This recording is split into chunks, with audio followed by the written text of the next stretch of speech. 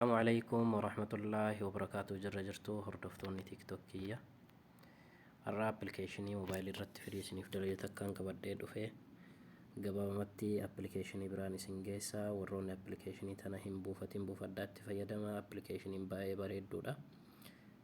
Moobaayilii irratti bilaasha dalagaa zeenii irratti waan dalagu natti hin fakkaanne jarraba alaalaa garuu እና appilikeeshiniin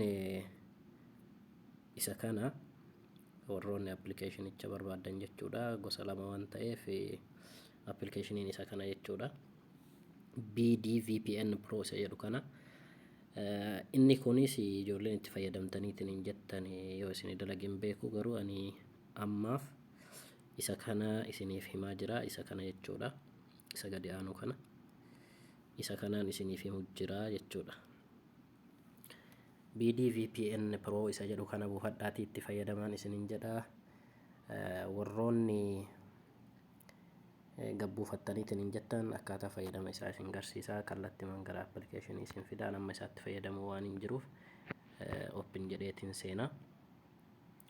Open jedhee ergan seene immoo kallattiimaan gara appilikeeshinii isin fidaa update gochuu qabdan jalqaba update gochuu qabdani.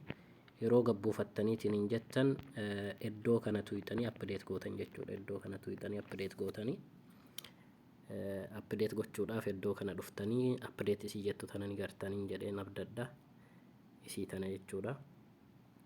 Isii tana tuqxanii update gootan. Erga update gootanii kallattiimaan keessa seentanii dhaabeetiin isin garsiisaa fakkeenyaaf dhaabeetiin isin garsiisaa.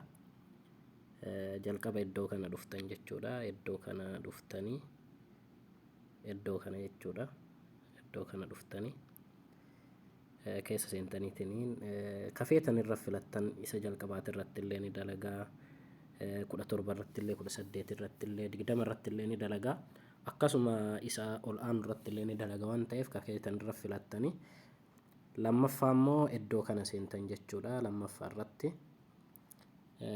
dhiifama lammaffaa irratti iddoo xiyyaan isin garsiisu kana seentan jechuudha. Iddoo kana seentanii moobaayil firii isa jedhu soyxanii irra deeffattanii kunooti moobaayil firii isa jedhu kana irra deeffattanii isa kana irra deeffattaniitiin kallattiimaan start gootanii start yoo gootanii jettan isiniif dalagaa mee start godhee isin argisiisu connect